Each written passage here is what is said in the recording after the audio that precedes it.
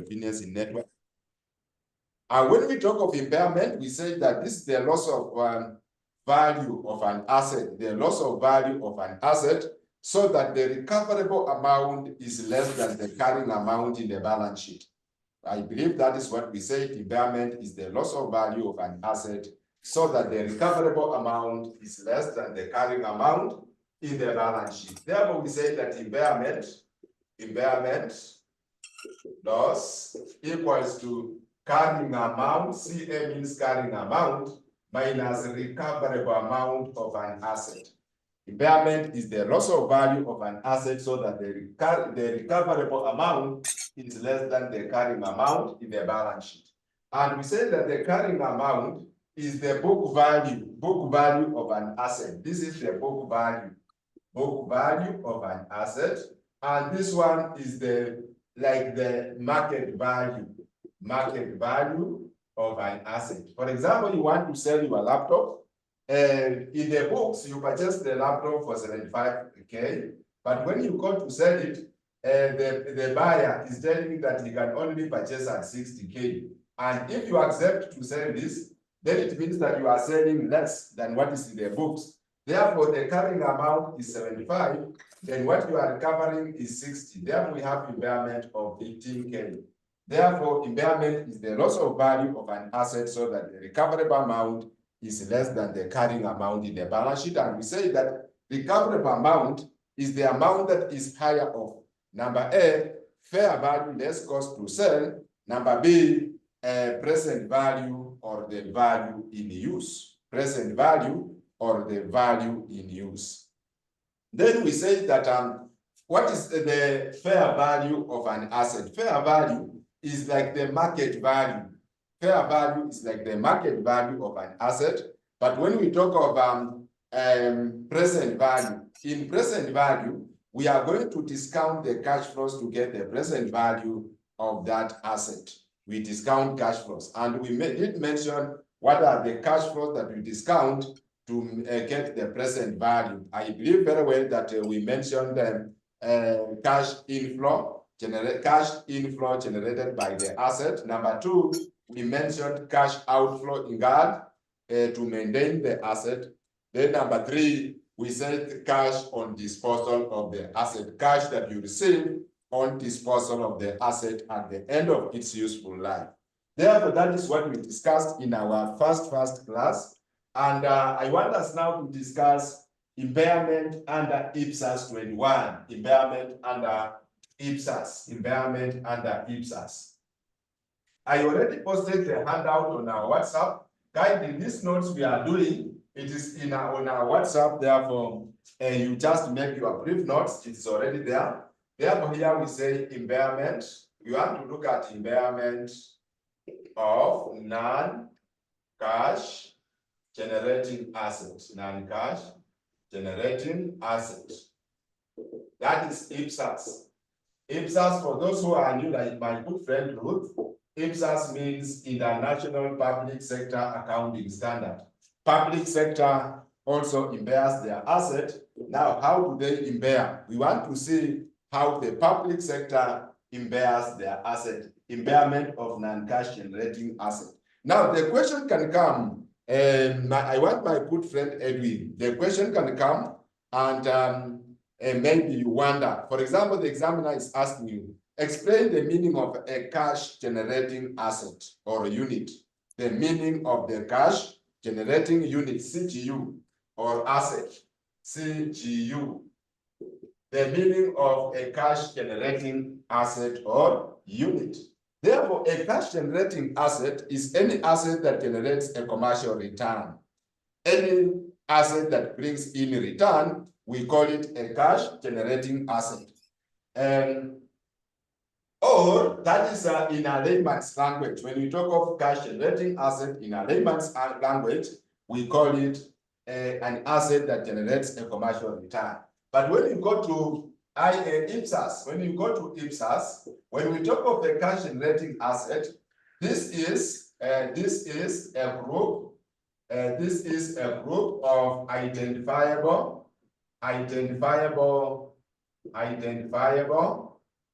a group of identifiable as an asset and group of identifiable assets which number A are used together. Number B, generate cash flows,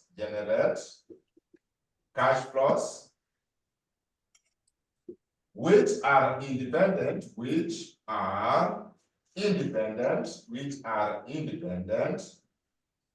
from cash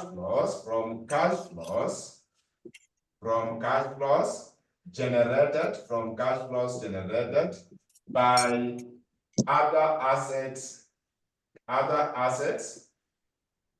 or of assets, group of assets.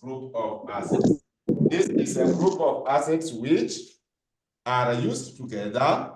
Number two, generate cash flows which are independent from cash flows generated by other assets or group of assets. Like, for example, in a company, you can have something like this. For example, you have several assets. You have asset A, asset B, asset C, then asset D. This is a unit. This is a unit. But in this unit, you will find that asset A on its own, it can generate cash flows. On its own can generate cash flows. Or sometimes asset B on its own, it cannot generate cash flows. But when you put it in a group like this one, it also helps to generate cash flows. That is why we are saying, what is a cash generating asset? This is a group of identifiable assets which, number A, are used together. For example, these assets, when they are used together like this, they will generate cash flows. Or if it's a loan, it can also generate what? Cash flows. Therefore, when we say a cash generating asset, this is the right definition according to the standard. Now, we want to see the impairment of non-cash generating asset. Now, what is a non-cash generating asset? A non-cash generating asset is any asset other than a cash generating asset. Any asset other than a cash generating asset. When we say any asset, what do we mean? For example, if, for example, this asset is generating cash flow, then it's a cash generating asset. But if the asset is not generating cash flow, then it's a non-what? It's a non-cash generating asset. Therefore, if you are asked to define what is a non-cash generating asset, it is any asset other than a cash generating asset. Now, we want to see the impairment of non-cash generating asset. Now, impairment will not change because impairment will remain a carrying amount minus recoverable amount. In any question, be it in IAS 36 or IPSAS 21, impairment is the difference between the carrying amount and the recoverable amount. But now, the only difference of impairment in a non-cash generating asset is how to get the value in use, how to get the present value, Therefore, under IPSAS, how do you get the value in use of a non-cash generating asset?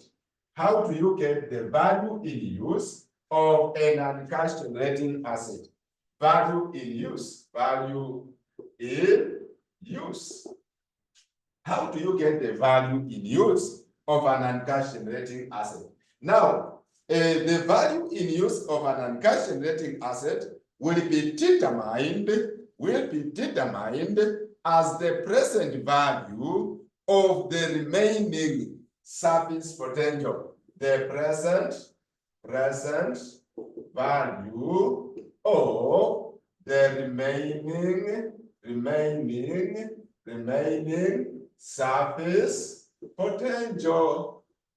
service potential of the asset. Remaining service potential of the asset. We get the value in use. Remember, in IAS 36, we were getting the value in use by discounting cash flows. Sijui kama unanipata. We were getting the value in use by discounting the cash flows. If you remember very well, we were getting it by discounting cash flows. But in IPSAS, there will be no cash flows to discount. Why? Because the assets in the public sector is not a cash generating asset. Therefore, there will be no cash flows. Therefore, for us to discount, for us to get the value in use, we are going to get it as the present value of the remaining service potential. Present value of the remaining service potential. Then, the present value of the remaining service potential present value of the remaining service potential will be determined using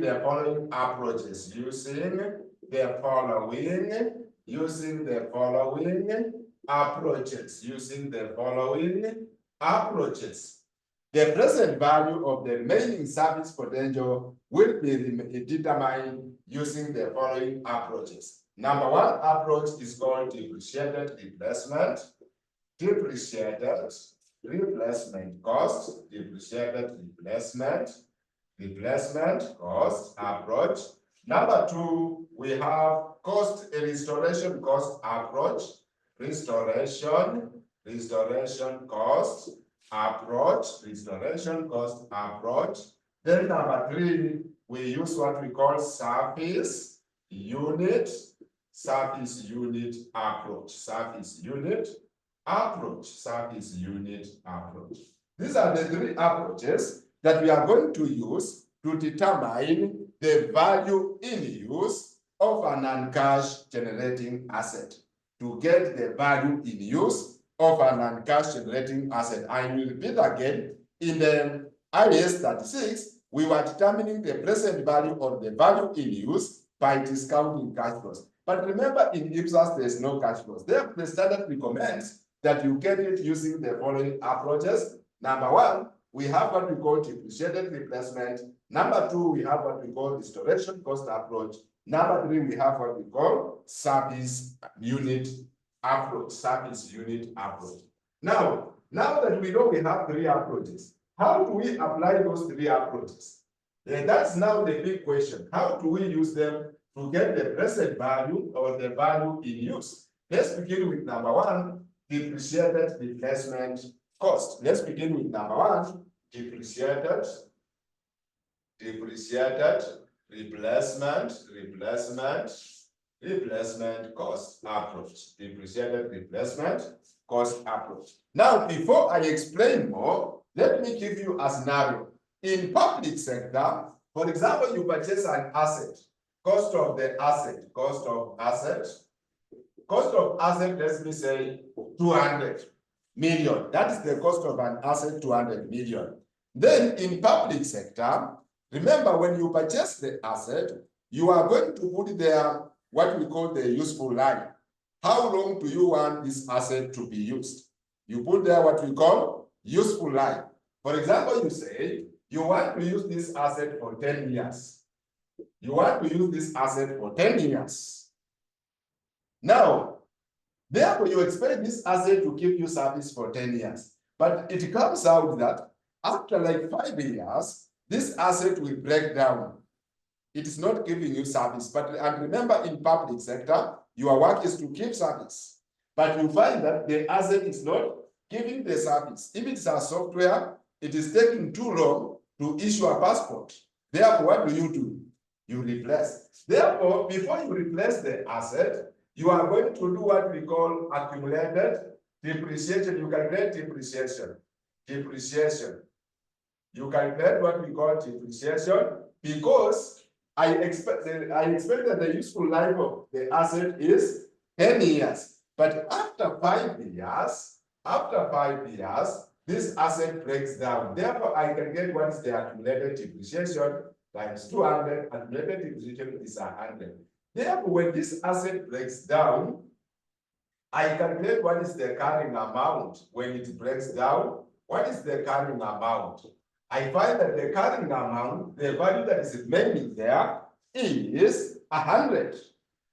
As you can see, I have written 100 there. That is the value that is remaining. We call it the carrying amount. But remember, because this asset has declined in usage, it's not giving you service. Therefore, in public sector, you are going to replace that asset so that services continues. Therefore, you do what we call replacement cost. You replace that asset, you buy a new asset. In short, you buy a new asset. Let me say the new asset, you are buying it at 150 million. You are buying another asset to be used at 150 million. Therefore, according to this approach, as we are saying, depreciated replacement, it means that you are going to depreciate this replacement cost. And what is the reason for depreciating the replacement cost? The reason is very simple. You are depreciating the replacement cost to reflect, let me write the word reflect, to reflect the asset in the used condition, to reflect the asset in the used condition. Let me write the word condition there. You are going to depreciate the asset so that, remember, this asset is new. You want to replace the service potential of this one. It is new. But now, according to this standard, you are going to depreciate it so that you reflect the asset in the used condition. And remember, you depreciate using the same number of years here.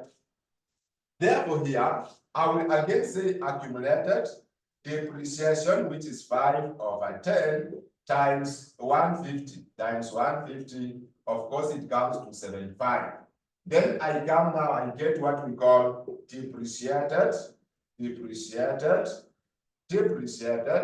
replacement cost,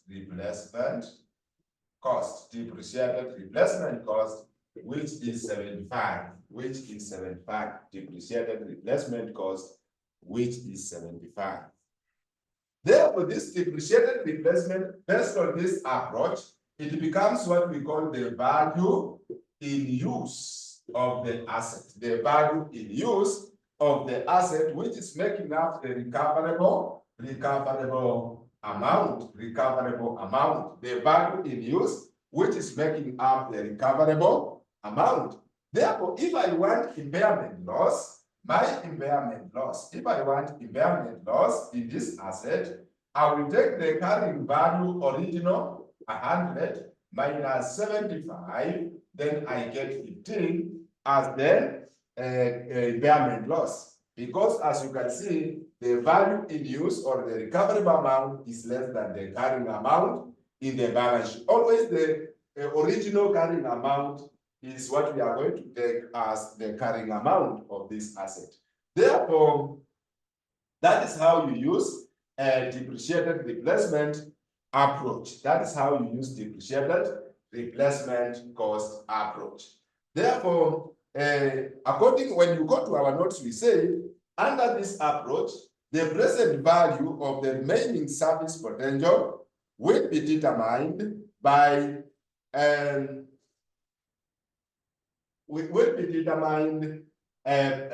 depreciating the replacement cost. Replacement cost is the cost to replace the gross service potential of the asset. What is the replacement cost? Replacement cost is the cost to replace the gross service potential of this asset. Like this one is the one that is replacing this one. Therefore, this is the replacement cost. We depreciate it so that we reflect the asset in the thank you very much, it's 25, thank you very much, it's 25, thank you very much, not 15, it is 25, thank you very much, Waziri. Therefore, let's look at an example from KASNEB question. Let's look at an example, November 2019, question number 3. Example, November 2019, question number 3. Example, let's go to November 2019, question number 3. November 2019, Question number 3. Example, November 2019, question 3B2. Question number 3B2. November 2019, question number 3B2. Quickly to save on time. November 2019 is just right there. I posted the handout there, you have no reason to say that you don't have it. I posted it myself, and I'm very sure it's still there.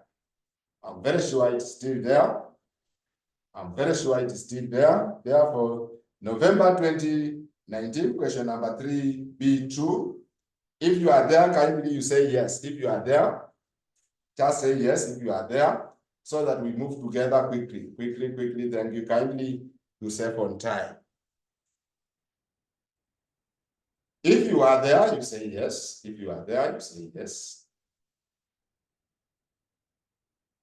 Thank you very much. Waziri is already there. Therefore, Waziri is representing everyone there. This question number 3B2, it says, on 1st January 2014, the government acquired a modern software to enhance service delivery at the cost of 350 million. The software had an estimated useful life of 8 years, and its benefits would accrue evenly on straight-line basis over the software's useful life. As at that 1st December 2018, usage of the software had dropped to 15% of its originally anticipated demand. A software to replace the remaining service potential of the existing software would cost 150 million. Required, determine the impairment loss to be recognized for the software using the depreciated replacement cost approach. Therefore, examiner wants you to use the depreciated replacement cost approach to determine the impairment loss.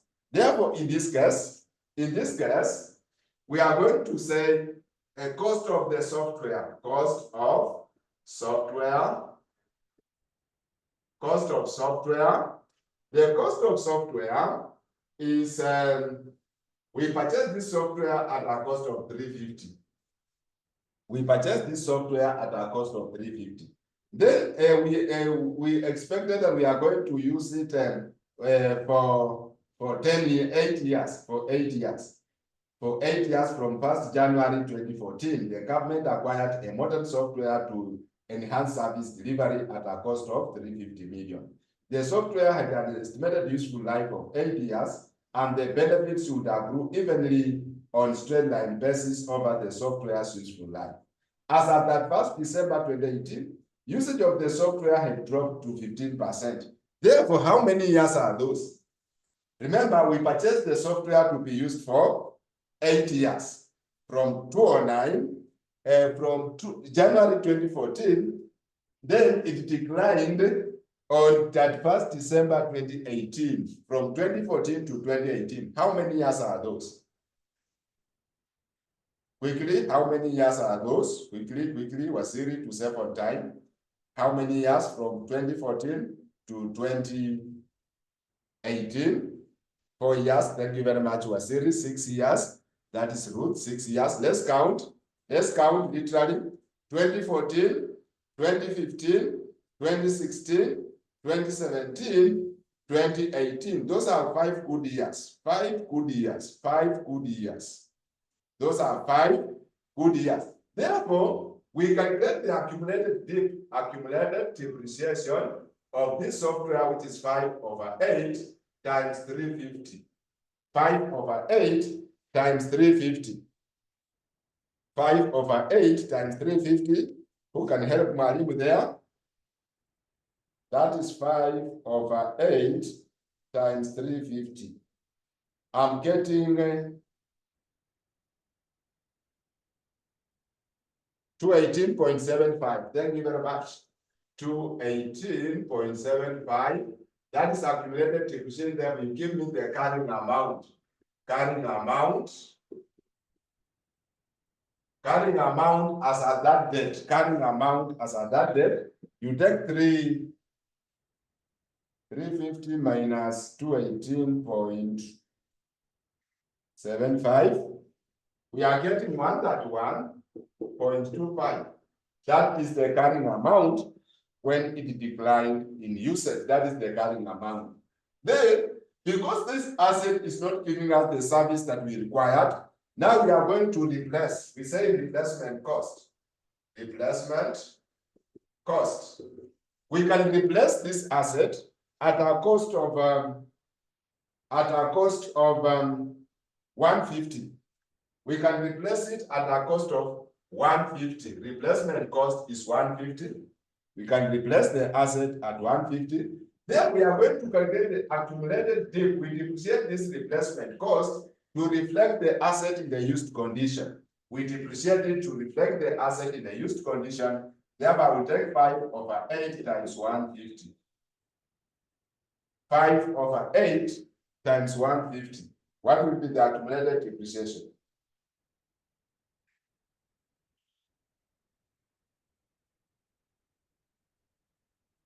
That is 93.75 accumulated depreciation. 93.75. Then I come to get what we call depreciated replacement. Depreciated replacement. I take the replacement minus the accumulated depreciation. Therefore, minus 150 there. I get 56.25. Therefore, 56.25 is what we are going to call the value in use of this asset. We are going to call it the value in use, which will form the recoverable amount, The value in use, which will form the recoverable amount. The value in use, which will form the recoverable amount. Then sometimes, listen very carefully. Kindly here, we need to be very careful so that we get the concept. Sometimes the examiner can give you the fair value of this asset. The examiner can tell you that this asset can be sold at shillings, for example, 60 million. This asset that is destroyed can be sold at 60 million. If in such a case, then this 60 million becomes fair value. Therefore, for me to get recoverable amount, I'm going to compare between 60 and 56.25. Then I take the higher of. If you remember very well, recoverable amount is the higher of. Therefore, if this is not there, like in this question, it's not there, this automatically becomes the recoverable amount. But if examiner, listen very carefully, he has given you the fair value that this asset can be sold for 60 million, then I compare 60 with 56. I find that the higher amount is 60. Therefore, 60 becomes our recoverable amount. Therefore, in this case, because we don't have 60, my impairment loss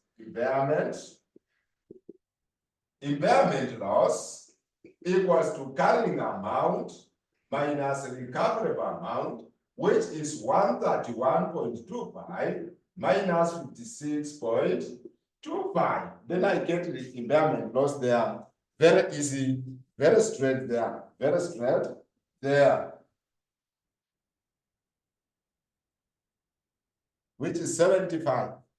which is 75. That is how we use what we call depreciated replacement cost approach. That is how you use that approach to get impairment under IPSAS or under public sector. Then we go to approach number 2. Approach number 2, we call it restoration cost approach. Number 2 approach is restoration cost approach. Number 2 approach is called restoration cost approach. Restoration. Now, to restore, my good friends, I can say Daniel is in the house. A restoration means you are going to repair the asset. To restore means you repair this asset. Like, for example, you have your motor vehicle. This motor vehicle, maybe it had an accident. Therefore, what do? You repair it. To put it in a useful condition, you repair it. Therefore, to restore means you are going to repair. Now, if you are going to repair, listen very carefully. if you are going to repair the asset, it means that there will be extra cost that you will be incurring. There will be extra cost that you will be incurring. Are we together? If you are going to restore, to repair the asset, it means there are extra costs you will be incurring. We call them restoration cost or cost of repairs. Therefore, under IPSAS, if there is restoration cost, you are going to repair the asset, then it means that you are going to use the same approach like this one, but when you get a depreciated replacement, you are going to use the same approach. When you get a depreciated replacement, it will not be the value in use. That will not be the value in use. If you are using restoration, it means you have extra cost of repairs. Extra cost of repairs. Therefore, you come here and less cost of repairs. You less cost of repairs. For example, 20. Cost of repairs, examiner has given you 20. Therefore, after you get the depreciated replacement, you come and less the cost of repairs because you are incurring extra cost to service this asset. You are incurring extra cost. Therefore, this becomes the value in use, which is 36.25. If you have, I'm just saying an example. I'm using an example. If you have the cost of repairs, you are going to replace the asset, you depreciate the replacement cost. After you do that, then you come and subtract the restoration cost. When you go to our notes, we explained how you apply the restoration cost in our notes. Therefore, let's look at an example under restoration cost approach. Under restoration cost approach. Under restoration, we are at the same point in November 2019. Example, we are still example November 2019, question number 3B1. Just the same question 3B1. Same point 3B1. Same point 3B1. Same question that we are doing, question number 3B1. It says, on 1st January 2009, the government built the market at a cost of 150 million. The market was expected to provide service for 40 years. On that 1st December 2018, after 10 years of use, a fire caused severe structural damage to the market. Due to safety concerns, the market was closed for repairs that cost 106.5 million. The repairs were made to restore the market to occupiable condition. The current cost of the new market is 300 million. The current cost of the new market is 300 million. Required impairment loss to be recognized for the market using the cost restoration approach. 4 marks, cost restoration approach. Therefore, here we are going to say cost of the market. Cost of the market. Cost of the market. It was 150 million. 150 million, that is the cost of the market. This market was expected to be used for 40 years, but after 10 years, this market broke down. Therefore, after 10 years, what was the accumulated depreciation so that we get the current amount? What was the accumulated depreciation? My good friend Danny, I will take 10 over 40 times 150. 10 over 40 times 150, we get the cost of what? The market. That is 10 over 40 times 150. Him is doing it faster so that he gets 37.5. Now, 37.5, that is accumulated depreciation. When I subtract, I get what we call the carrying amount. I get what we call the carrying amount. Therefore, my carrying amount is 112,112.5. That's the carrying amount when this market broke down. When it was destroyed, the carrying amount was 112. But remember, we still need the market, people to sell tomatoes there, people to sell, to do business there. Then we are going to replace the market. And also examiner is saying we can also repair the market at a cost of 106 million. Therefore, we say replacement cost. Replacement cost. Now, replacement cost, examiner told us that we can replace this asset at a cost of 300 million. The new market can be built at a cost of 300 million. That is the replacement cost. Then we are going to depreciate this replacement cost to reflect the asset in the used condition. Therefore, I say accumulated. Then I will take 10 over 40. I will take 10 over 40 times 300, like that. 10 over 40 times 300. I believe we are together. That is 10 over 40 times 300. I'm getting 75. Am I correct? 75 there. Then I get what we call depreciated replacement cost. Depreciated replacement cost, which is 225 here. 225, that is the depreciated replacement cost. Depreciated replacement cost, 225. Depreciated replacement cost is 225. Now, out of this depreciated replacement, I'm going to less cost of repairs, or the restoration cost of repairs, which we were given as 106.5. 106.5. 106.5 I less. Then when I less, whatever I'm going to get is what we call the value in use. The value in use. We get what we call the value in use. The value in use, which is 225 minus 106.5. I'm getting 118.5.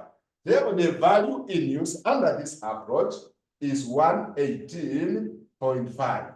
Then, if examiner tells you that this asset can be sold at, for example, 120, for example, you can sell it at 120, that becomes the fair value. Then we compare with the value in use of the present value. But in this question, it's open. There was no sellable value. Therefore, this becomes the recoverable amount. This becomes the recoverable amount because, my good friend Daniel, we say that the recoverable amount is the amount that is higher of number A, the value in use or the fair value. Therefore, my impairment in this case, impairment loss equals to 1112.5 minus 118.5, which is nil. Why is it nil? Because the recoverable amount is more than the carrying amount in the balance sheet. What we are going to recover, which is the value in use, is more than the carrying amount of 112. Therefore, impairment is nil. Impairment loss is nil. I believe we are following and we are together there. My good friend Florence Acott, I can see Florence Acott, I can see Daniel, I can see Edwin, I can see not quitting. Not quitting, I like that concept, not quitting, I like it.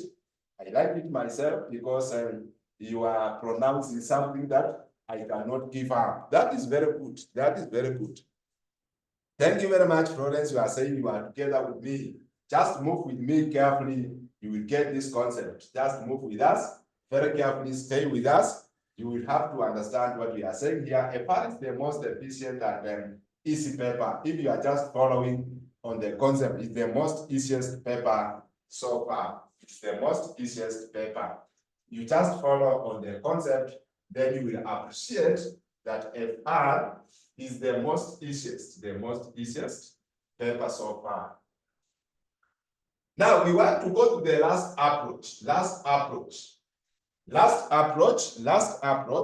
is the service unit. Approach number 3 is the service unit approach. Service unit approach. service unit approach.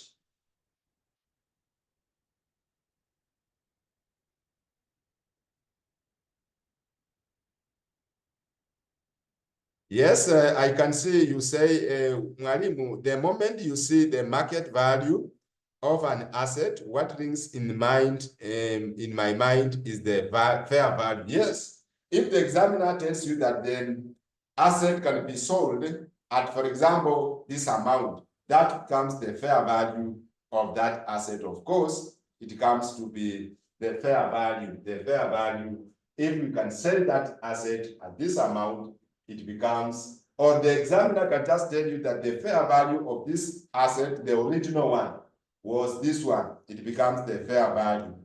It's the fair value. Now we come to service unit. Now listen here. Under service unit, for example, I have a store building of 20 stores. 20 store building. I have a 20-story building. Nyumba ya ghorofa mpaka 20 juu. Then, due to some safety concerns,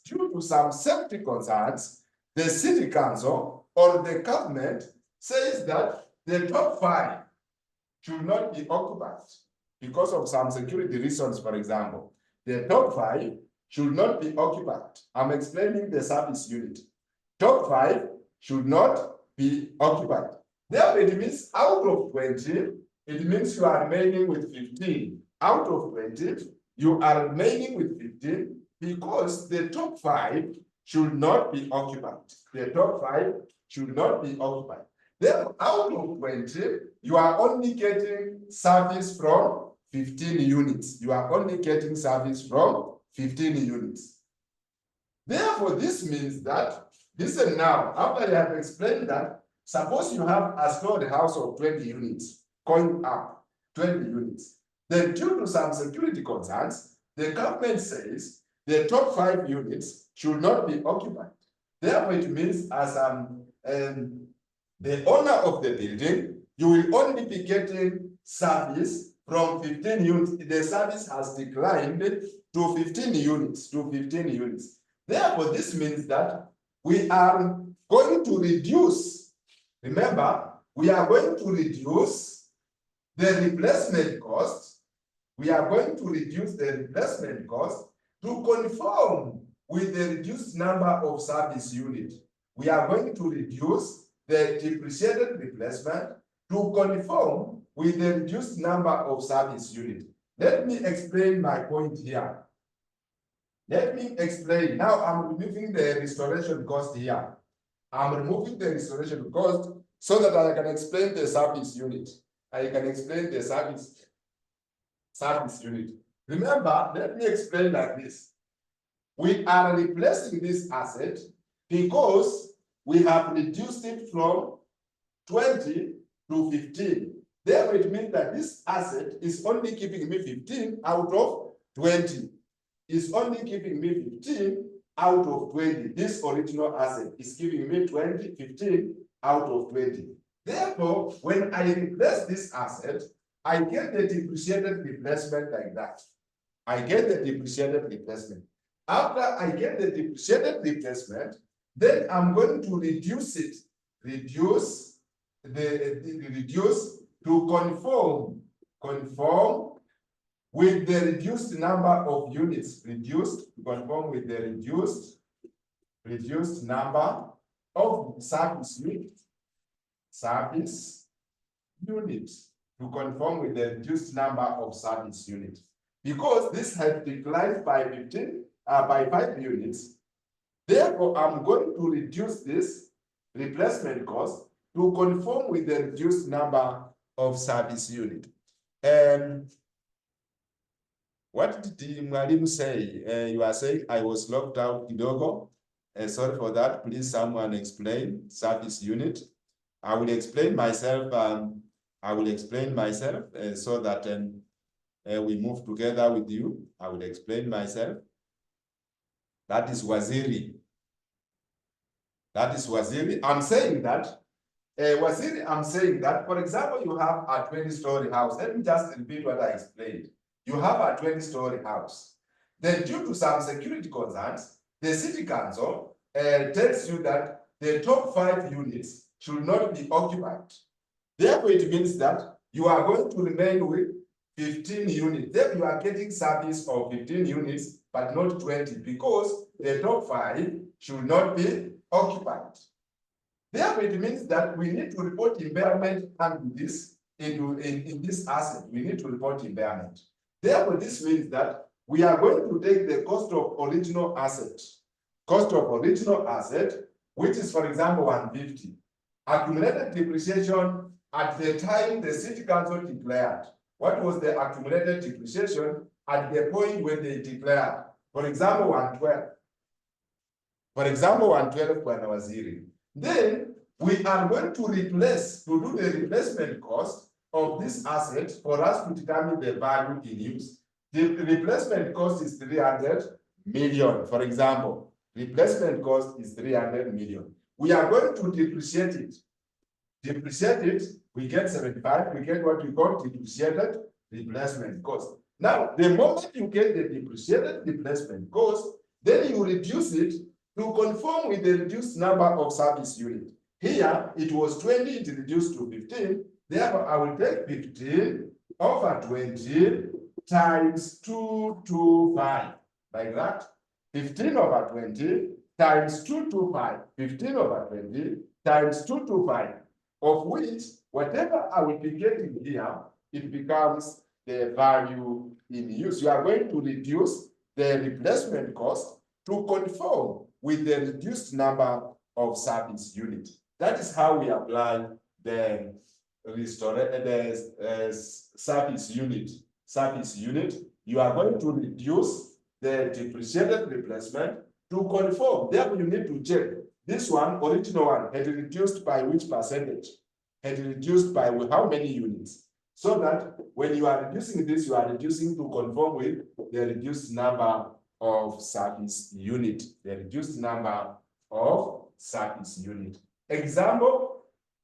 Let's go to the example. I posted a question on our WhatsApp. Kindly you check out a question on our WhatsApp. I just posted 3 items. I posted the notes. I posted the past papers.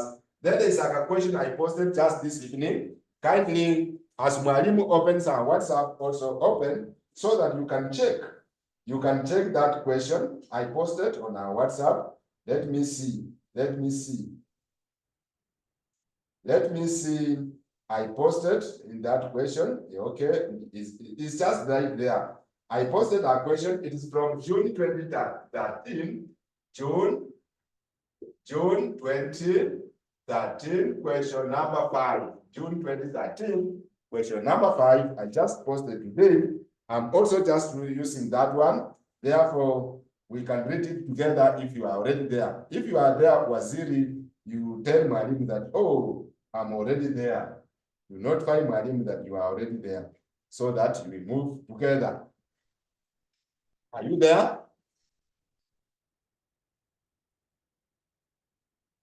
I posted. Are you there?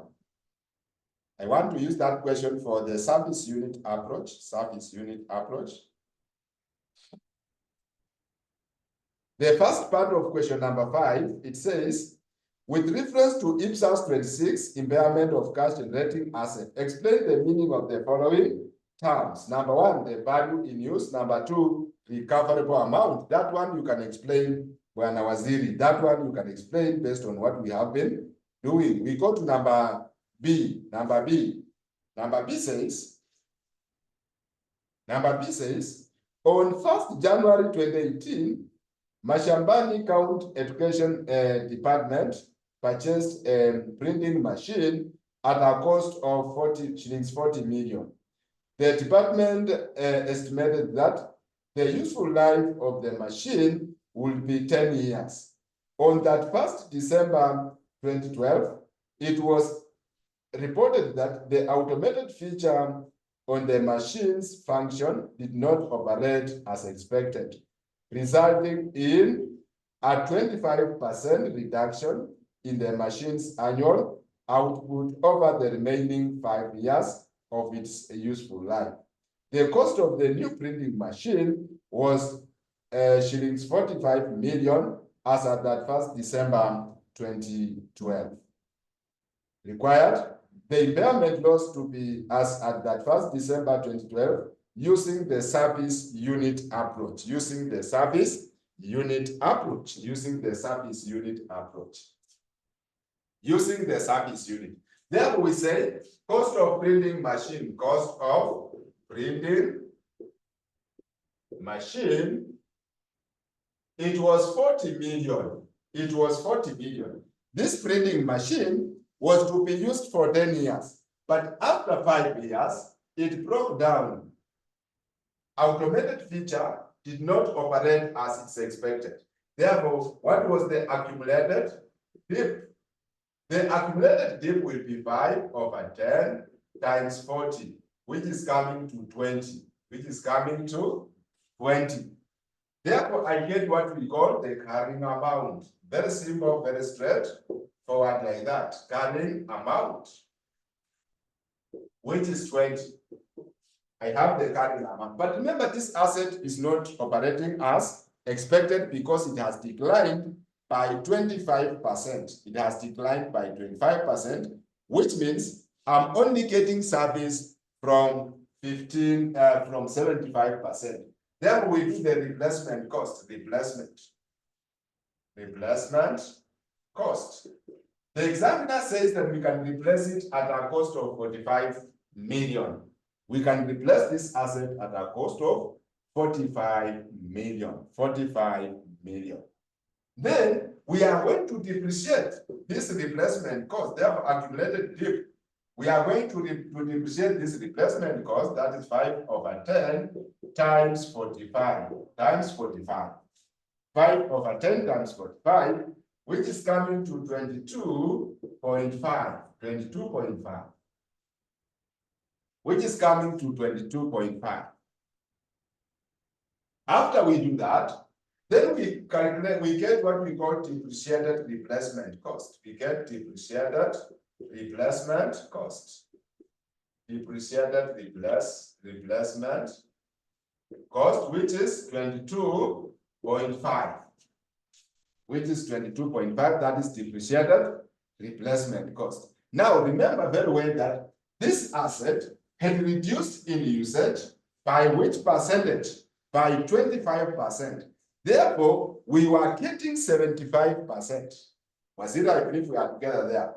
If it reduced by 25%, we were only getting service of 75%. Therefore, I'm going to reduce this depreciated replacement to conform with the reduced number of service units in the original asset. Therefore, I will say reduced units, it will be 75% times 22.5 times this 22.5 times 22.5. 75% times 22.5, that is 0.75 times 22.5.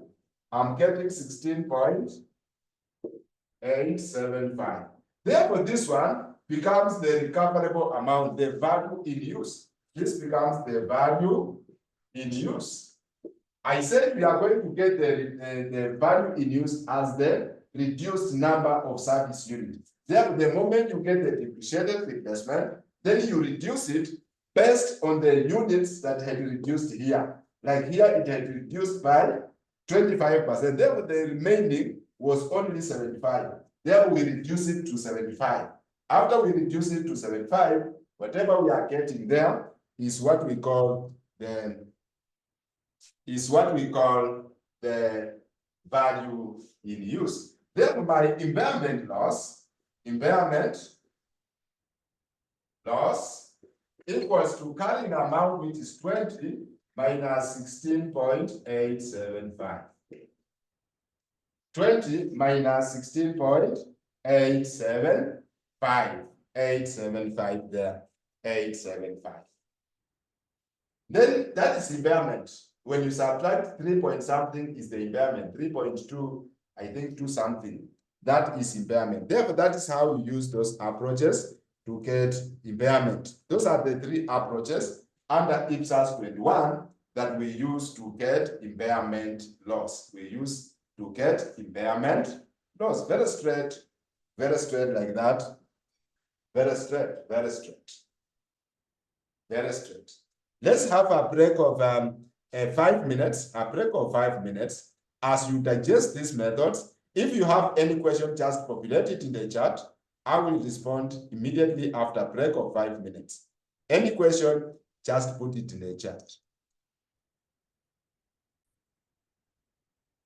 Okay, now those are the three approaches under IPSAS 21. Now the examiner can trickily ask you the question that based on the three approaches that we have discussed, which one is the best? Which one is the best for a company, for use, for example? Which one is the best? Which one is the most appropriate? If you are my good friend Ruth, which one is the most appropriate? I want to see your opinions there. Which one is the most appropriate? We use the depreciated replacement, restoration cost approach, and the service unit. Which one might be the most appropriate? If you are which one will you apply? Quickly, I want to see the responses there. 8 responses there. I want to see the 8 responses there. Which one is the most appropriate approach? I want to see your response quickly. Is it depreciated restoration or the service unit that you prefer? I can see most of you saying depreciated replacement, service unit. Not quitting, you say service unit. Ruth, depreciated. Florence, depreciated. Now, according to IPSAS, there is no most appropriate. There is no most preferred. Why? Listen very carefully. For you to apply this approach, it depends with one thing, one important thing. Remember, we discussed on how you can identify that your asset is impaired. We discussed on how you identify that your asset is impaired. We said number one, and I said number one, we say that we check on the market value. Number two, we say that we check on the change in the technology. Number three, we said you check on the interest rate. Number four, we said you check on the physical damage. Therefore, for you to apply this approach, it depends with how you identified impairment. Like, for example, if you identified impairment using physical damage is where the asset is physically damaged, then probably you are going to put the restoration because you can repair, the restoration approach. But there you cannot put service unit. If it is physical damage, you cannot put what? Service unit in physical damage. Or if you identified impairment through change in technology, at first change in technology, then probably you are going to apply service unit, but not restoration. You are not going to repair the asset. It's not broken, but it's just obsolete. Then you are going to apply service unit approach. Therefore, based on IPSAS 21, the choice of the most appropriate approach, it will depend with the availability of data and the nature of impairment. Availability of data and the nature of impairment. I gave an example. Impairments identified through physical damage, it will be measurable using the restoration approach. Impairments identified through cessation of demand, for example, of minerals, then it will be measurable using which approach? It will be measurable using the service unit approach. Therefore, it will depend on how you identified impairment. That is Waziri. I wanted to say it depends with scenario, but now you are out of time because Mwalimu has already explained, but you are thinking on the right direction. Also, those who chose, they were thinking on the right direction, but it is like that. Therefore, there is no the favorite, but it depends with the availability of data and the nature of impairment and the nature of impairment. And now we want to look at something called disclosure requirement. Disclosure requirement under impairment. Disclosure requirement. So that we complete this topic, we need to look at the disclosure requirement. Disclosure requirement. Disclosure requirement. Now, what is disclosure requirement? What is disclosure? Disclosure requirement. Disclosure requirement means what are the information you are required to provide whenever there is impairment. Which information are you required to provide whenever there is impairment? Whenever there is impairment. What information? Number one, disclosure requirement number one is the impairment loss, impairment loss, recognized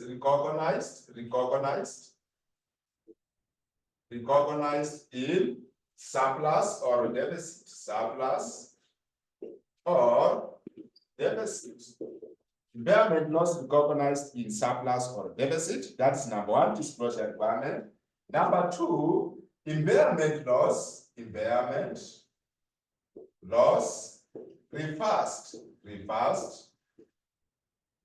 in surplus or deficit. Impairment loss reversed in surplus or deficit.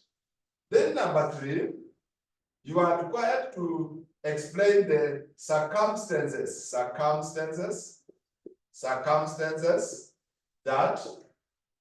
resulted into impairment. What were the causes of impairment? The circumstances that resulted into impairment. What are the causes of that impairment loss? Was it physical damage? Was it obsolescence? Was it an increase in the interest rate? What caused the impairment?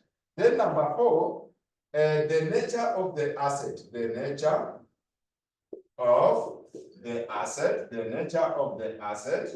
You are required to explain the nature of the asset. Was it a machine? Was it a motor vehicle? Was it a building? The nature of the asset. Number five, you can explain the how you identified the recoverable amount. How you identify recoverable amount? Is it through the fair value or a present value? Is it through the fair value or the present value? When you go to our notes, those notes are available there. How do you identify the recoverable amount? Because we said recoverable amount is the amount that is higher of number A, fair value less cost to sell, number B, the value in use or the present value. Then how did you determine that item? That also we need to be disclosed. Those are some of the disclosure requirements, but when you go to our notes, you will find more.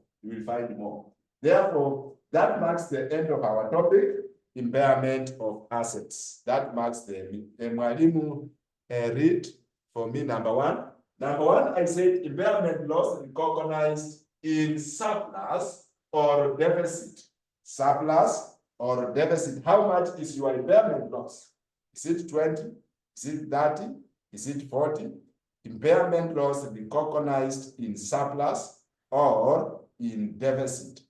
Then number two is impairment loss reversed. Remember, impairment loss can be reversed. How do you reverse impairment? For example, you reported impairment because the market value of this asset had gone down.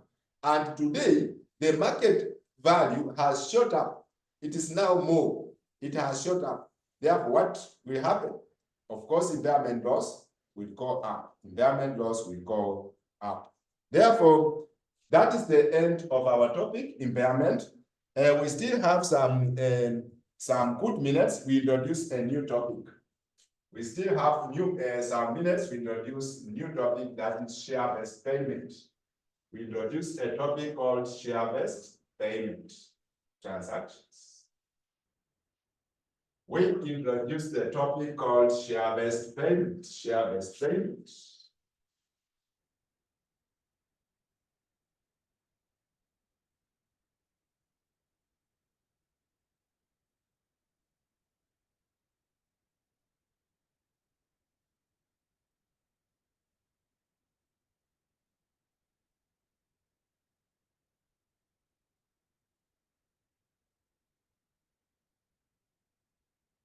Florence, you don't ask permission. Just if you have a question, just type, or if you so wish, I can unmute you. Florence, I can unmute you.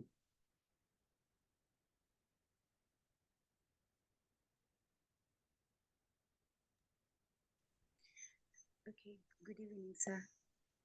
Florence, you can just type the question. Good evening, sir. Yes.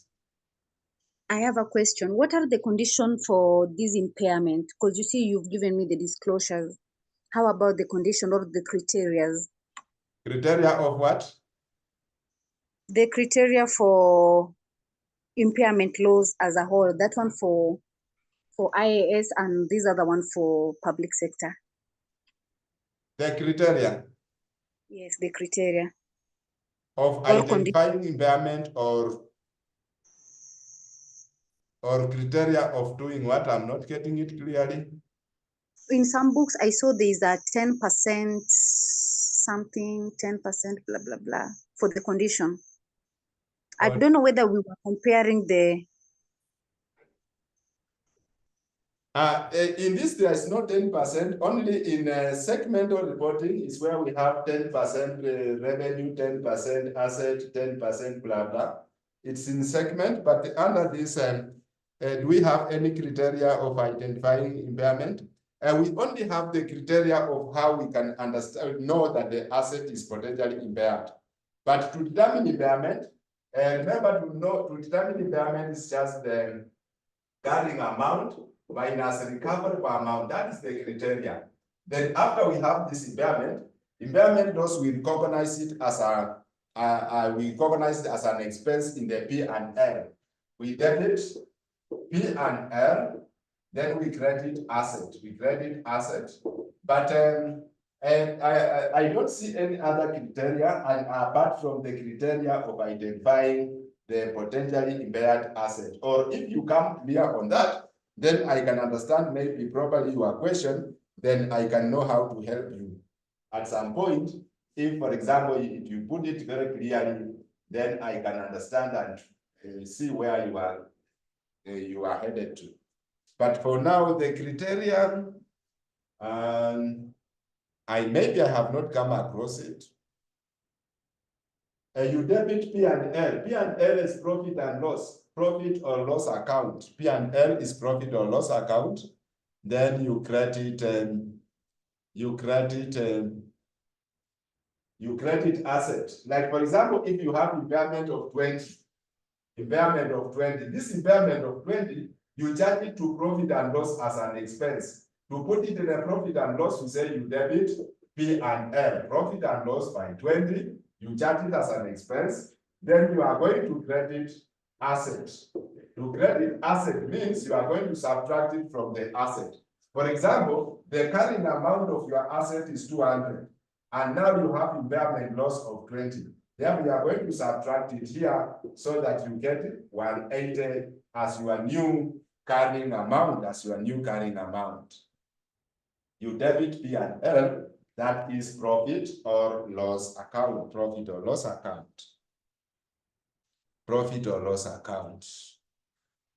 Edwin, you say, is it possible for you, Mwalimu, to list some of other KASNEB questions in relation to impairment, apart from the worked example for our practices? Yes, it is possible. It's possible. Like, for example, if you want impairment, I can list. You can do the question on impairment. That is, you can start with November 2020. There is a question. Then you come to to September 2021. September 2021, question number 5. When you just open this question, you will see impairment. Therefore, I might not exactly know which question, but it is there. In fact, this one is question number 1C. We did it. Question number 1C, we did it. Then we also have a question on August 2022. Question number, is it 2022? Question number 3 or so. Then we also have a question from December 2023. I believe question number what? December 2023. Then we also have a question from December 2021. December 2021, that is pilot paper. December 2021 on the pilot paper.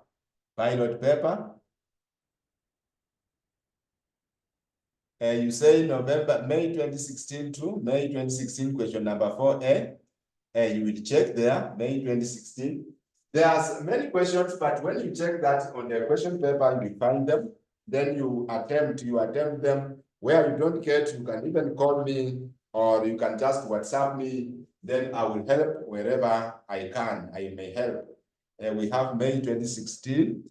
May 2016. I can see Florence who say May 2016. Question number 4A. I can see Florence says May 2016. May 2016, question 4A. I'm not sure. I have not checked on it. May 2016. Let me see. May 2016. Question number 4A.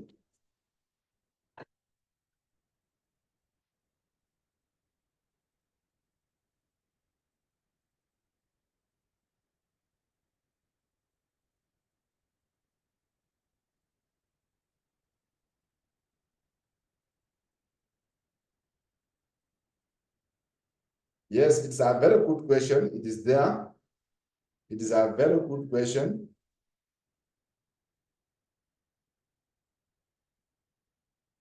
It starts by with reference to IS, discuss the treatment of impairment loss. Discuss the treatment of impairment loss. Maybe, Florence, you are asking such a question in treatment of impairment loss. How do you treat impairment loss? Impairment loss is always an expense. Therefore, you are going to charge it to impairment loss is an expense. Therefore, you are going to charge it to the P&L. You take it to the P&L, and also you credit your asset. Remember, when the examiner asks a question like explain the treatment of impairment, first, listen very carefully. First, you are going to explain how you get impairment. You explain how you get impairment. If, for example, in that question, examiner wanted the treatment of impairment loss. First, how do you approach such a question?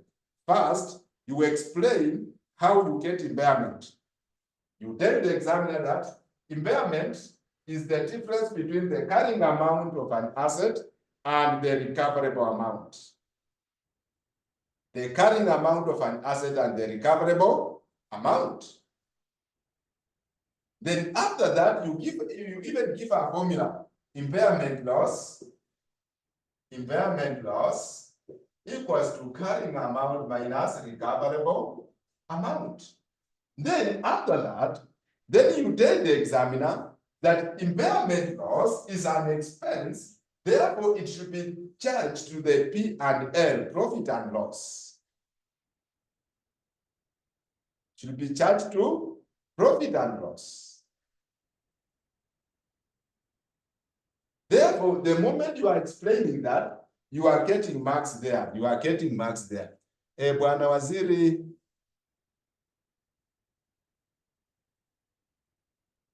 Florence Mwalimu, what is your number for personal consultation? My number is 0701 555544.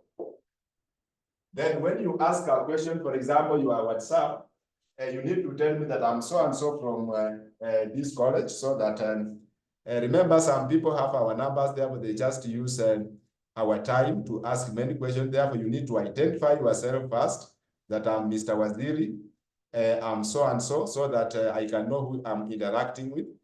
What is your name, Florence? I thought I introduced myself and said I'm CPA Wagomba. CPA Wagomba. And I also said if you have time, you can call me Norbert. If you have time, that is, you can call me Norbert Wagomba if you have time. But if you don't have time, you just call me CPA Wagomba. You are not there. Thank you very much, Florence. Thank you very much. If you have time, you call me Norbert. But if you don't have enough time, you call me CPA Wagomba.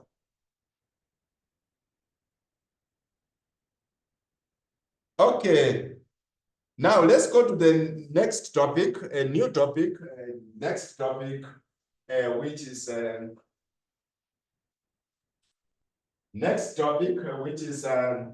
share-based payment transactions. Share-based payment transactions. Share-based payment transactions. Share-based payment transactions. Share-based payment transactions. Okay, when we talk of share-based payment, this is a transaction in which a company will receive service or goods from other parties, such as suppliers or employees, but the consideration is the equity instrument of the company. I said that share-based transaction is a transaction in which a company will receive goods or services from other parties, such as suppliers or employees, and the consideration, the payment, is the equity instrument. The payment is the ordinary shares of the company. Therefore, you are going to pay expenses, you are going to buy goods, but you issue what? But you issue shares. I said share-based payment transaction is a transaction in which a company will receive goods or services from other parties, such as suppliers or employees, but the consideration is the equity instrument. Kindly don't waste time writing, Waziri. You have these notes in the handout. Therefore, don't waste time saying repeat, because you have these notes. Don't waste time writing too much. You just make maybe brief notes. Don't waste time writing. You have these notes, these definitions, you have them in your handout. There we just need to go to the handout, make your brief notes there. Here you are just to listen and see. If you need that, you like something small, just write. But everything is in the handout. Therefore, I was saying that share-based transaction is a transaction in which the company will receive goods or services. Like now, Mwalimu is teaching in NTC here. At the end of the month, and I might not ask NTC to pay me money. I say, just give me shares so that I also become part of this good college. I become part of NTC because I'm giving service there. At the end of the month, they give me shares. That is what we call share-based payment transaction. Share-based payment transaction. You are going to buy goods, but you pay through shares. Then there are three types of share-based. Types of share-based payment. We have three types of share-based payment. We have three types of share-based payment. Number one, we have what we call equity settled. Equity settled share-based payment transaction. Number two, we have what we call cash settled payment transaction, share-based payment transaction. Then number three, we have what we call choice between equity and cash. Choice between equity and cash. We have three types of share-based payment. Number one, we have what we call equity settled. Number two, cash settled. Number three, choice between equity and cash. Those are the three types of share-based payment. I want to explain each. Now, when we talk of equity settled, listen very carefully. When we talk of equity settled, this is where the entity will have to receive goods or service from other parties, but the compensation, the consideration is purely equity shares. The compensation is the equity shares of the company. You purely give shares, common shares. You give common shares to other parties. That is equity. As the word says, equity. You are going to receive goods or service, but you pay this goods or service by equity shares. Then we have what we call cash settled. Under cash settled, you are going to pay cash. You receive goods or service from other parties. The consideration will be cash, but this cash will be based on the fair value of equity instrument. Fair value of equity instrument. You are going to give cash, but the cash is based on the fair value of the equity instrument. You give cash, but the cash is based on the fair value of equity instrument. That is the difference. It means that in the first one, equity, you will purely receive shares. In number two, cash, you are going to receive cash, but this cash is based on the fair value of the equity instrument that the company is willing to give. Then we have the choice between equity. Now, under the choice between equity and cash is whereby the counterparty will have a choice either to be compensated in equity or cash. The counterparty has a choice either to be compensated in equity or cash. Therefore, you can choose either to be compensated in equity or cash. That one is what we call a choice between equity and cash. Therefore, those are the three types of share-based. They are very common question. Examiner will want to ask you, explain the three types of share-based payment, or explain any two types of share-based payment, depending on the marks the examiner is willing to allocate. Depending on the marks the examiner is willing to allocate. Therefore, those are the three types of share-based payment. Now, why do we have IFRS? This is IFRS 2. IFRS 2. Now, why do we have IFRS 2? The reason why we have IFRS 2 is to prescribe how we are going to account for the expenses or the liability that will be arising from this transaction. Remember here, we are going to pay expenses by issue of shares, Therefore, the examiner will want you to show how to get this expense and how do you pay these shares. How do you account for these expenses in the financial statement? Like, for example, Mwalimu here is teaching in NTC. At the end of the month, NTC needs to pay me. They will be issuing shares to Mwalimu. But now, how will they be accounting for this expense in the financial statement? That is the objective of IFRS 2 share-based payment. The objective is to prescribe the accounting treatment of various transactions in share-based payment. How to account for them. I believe when I was really up to there, we are together. Up to there, I believe we are together. What was the objective of this standard? To prescribe the accounting treatment of various transactions in this. Now, let's develop this concept further. Now, the reason why IFRS 2 was developed, because many companies were issuing shares to the employees to make employees stay longer in the company. I repeat, why did IFRS 2 develop? It was developed so that it can help companies account for the issue of shares to the employees, because many companies were issuing shares to the employees to motivate them to stay longer in the company.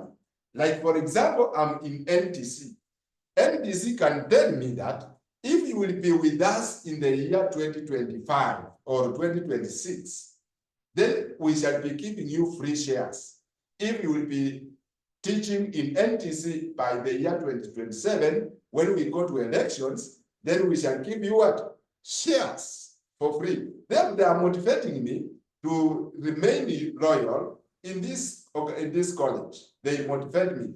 Therefore, remember, the moment they are promising me shares, they need to start accounting for these shares in their financial statement. This one, we call it employee share option. Employee share option. Employee share option means you are promising employees to subscribe to your shares to get shares of the company in future at a price below the market price. You are promising employees to get shares in future at a price below the market price or for free. It is called employee share options. Therefore, under employee share option, for example, the company has 200 employees. Listen very carefully, I'm introducing this good concept. The company has 200 employees. Out of the 200 employees, maybe the options, those are the rights. Options means the rights to get shares. Maybe the option has 100 shares. The rights has 100 shares. Then the fair value of our shares, maybe it is shillings 10. Therefore, total that the company needs to pay is 200,000. This is the total that the company needs to pay. But now listen very keenly, Florence. Listen very keenly here. The company is promising its employees, 200 employees, that if you will be in the company in the year 2027, if you will be in the company up to year 2027, that is, if you will remain in the company for 3 years, then we shall pay you. Then we shall pay you. Therefore, these 200 employees, if they will be in the company, then the company will have to pay 200,000. That was the promise. They will have to pay 200,000. Listen very carefully. I'm introducing something tricky here. The company will have to pay 200,000. Now, this 200,000, the company is promising in year 2024. This year is when the company is promising its employees, and it will be paid in year 2027 after 3 years. Therefore, the moment the company promises, listen very carefully, the moment the company promises these employees this 200,000, it is required to start recognizing in the financial statement. You start recognizing this 200 in the financial statement, either as an expense or as a liability. This is a promise in 3 years to come. Therefore, you are required to start recognizing this expense from when you promised, from the year you promised. Therefore, how will they be recognizing this 200,000? How will we be recognizing that? Listen very carefully here. I show you. Now, because you have promised that if you will be with us in the next 3 years, then we are going to recognize it like this. We are in year 1, that is 2024. We have 200 employees times 100 option times the fair value of 10. But remember, this thing will be paid in year 3. In year 3.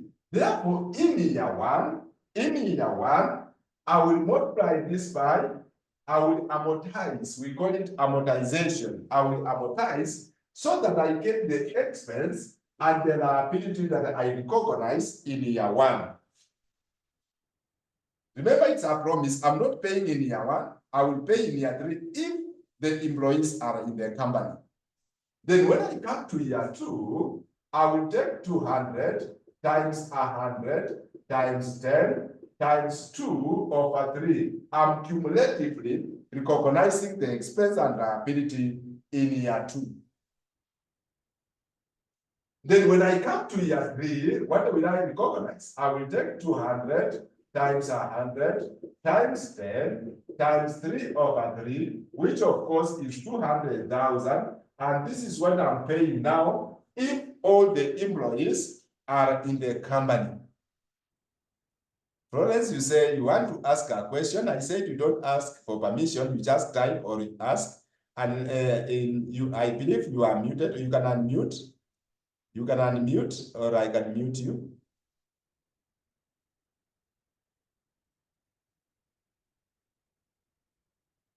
We know 200 is the number of employees. Then what is 100? And what is 10? Thank you very much for that good question. Don't ask for permissions. You waste time typing permissions. You just type the question directly in the chat. Mwalimu is keen, we will see it. Therefore, 200 is the number of employees. 100 are the options or the rights you are giving to each employee. The rights you are giving, options or the rights you are giving for the employees to get these shares. Then the 10 is the fair value of each share. Like I can ask you, my good friend Florence, what is the fair value of Safaricom shares today? What is the fair value? What is the fair value of Safaricom today? You will find that it's around 13.5 or 14 there. That is the fair value. Then when you are giving shares, you give at the fair value. That's why we are putting, I want to give shares here. I have 200 employees. The rights or the options are 100. Then the fair value of the shares is 10. Now, because I promised in the next 3 years, but I'm in year 1, I'm taking the portion of year 1 we amortize. 1 over 3 is showing the number of years that I'm going to account for that expense. Number of years I'm going to account for that expense. I believe you are sorted. I believe you are answered. Okay, now this is how we are going to recognize year 1. I recognize year 2. I recognize. Then year 3, I also do what? I also recognize there. Now listen, I develop the concept now. Listen as I develop the concept. Listen as I develop the concept. Now remember, we are promising the employees in year 2024. This year 2024, we call it the grant debt. Year 2024, we call it the grant debt. What is the grant debt? Grant debt is the debt when the counterparty entered into agreement. Waziri, you say you recognize by debiting what and crediting what? Yeah, that way we are going there. We are going there. Let's first know the terms that we are going to use. That one is the whole thing in the concept that we are going to know, Waziri. Let's first understand the concept, the words, the jargons we are going to use here. We have number 1, what we call grant debt. Grant debt is the debt when the counterparty entered into agreement. Like for example, we are agreeing in year 2024 that if we will be in the company in the year 2027, then we shall give you shares. 2024 is called the grant debt. The debt when the counterparty enters into agreement, into mutual agreement on a share-based payment. The debt when you enter into agreement. Like I can ask you, my good friend Waziri, what is your grant debt in RCM, in the NTC? When did you come to NTC? That is your grant debt. When the debt, when you called NTC that you want to join them, that becomes your grant debt. Therefore, if you agree in year 2024, then that 2024 becomes the grant debt. Then after the grant debt, we have the vesting debt. Vesting debt. Vesting debt is the debt when the counterparty has satisfied all the vesting conditions, all the conditions. Now you are required to receive your equity shares. The vesting debt is the debt when the counterparty has qualified for the equity shares. You have qualified, because we said that if you be the company in the year 2027, and in year 2027, you are in the company, therefore you have vested, you have qualified for shares, you have qualified, it is called vesting debt, it is called vesting debt, vesting debt. Then we have something we call vesting conditions, vesting conditions. We have something we call vesting conditions. Now, what are the vesting conditions? These are the conditions that the counterparty must satisfy, must fulfill before you qualify for a share-based payment transaction. These are the conditions that you must fulfill, the conditions that you must satisfy for you to qualify for a share-based payment transaction. We call them vesting conditions. Like here, I'm telling you that you must be in the company in the year 2027. Therefore, that is a condition. It's called vesting condition. You must be in the company. If you leave before year 2027, then you will forfeit everything. You will not get anything. We call it the vesting condition. Then under vesting condition, we have two conditions there. Under vesting condition, we have what we call a service condition, and then performance condition.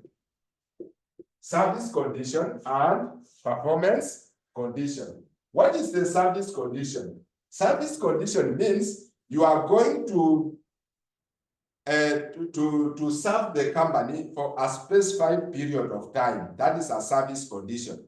You will remain in the company for a specific period of time. That is the service condition. Service condition. You are going to be in the company for a particular period. You serve the company like for 30 years, 20 years, 10 years. That is a service condition. Performance condition means you are required to achieve a specified performance level. You achieve a specified performance level. For example, we can say you are required to achieve like 90% profitability. 90% profitability in the company. That is the performance condition. Performance condition, you are required to achieve a specified performance level like the 90% profitability, get 100 million profit, then you qualify for the shares. Performance condition. Under performance condition, again, we have two types of performance condition. We have what we call market condition, and we have what we call non-market condition, market condition, and non-market condition. Under performance, we have again two, non-market condition and market condition. Now, when we talk of market condition deals with the market price of the company. Market condition deals with the market price of the company. This deals with the market price of the company. For example, the examiner can tell you if our market price will move from 50 to 55, then you will get the share appreciation rights. You will get the rights to get the shares. You will benefit from there. Market condition. Then the market condition, this one, deals with the profitability of the company and the earnings per share. Increase in the earnings per share or increase in the profit of the company. Therefore, those are some of the terms we are going to use in share-based. We have the grant debt. The grant debt means the debt when the counterparty entered into agreement. Number two, vesting debt is the debt when the counterparty qualifies for a share-based. Then we have what we call vesting conditions. These are the conditions that must be fulfilled, conditions that must be satisfied before the counterparty qualifies. You say, pardon, non-market. Non-market condition, these are items like profitability of the company, earnings per share, EPS, increase in the EPS of the company. But market condition is the increase in the market price per share of the company. Non-market condition, we are giving you a condition, but it's not market, it's a company related, where we tell you that if the profit will increase, then we shall give you share. That's a non-market condition. For example, we tell you if our EPS will move from 10 to 5 to 12, that is a market condition. Market condition. Then we have market, we deal with the market price per share. I beg to stop there. Let's continue with the introduction in our next class. My good friend Florence, I believe you will come very early. You have questions there on market and non-market condition. I believe I will just do it in our next class as we move fast. I will move fast on that in our next class. I believe I will do it in our next class. Market and non-market. We have stopped on market and non-market conditions.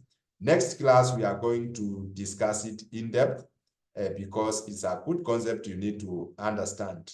Thank you very much for your time. I hope that all will be okay on Monday. Thank you very much. May the Lord keep you safe, sound, and secure.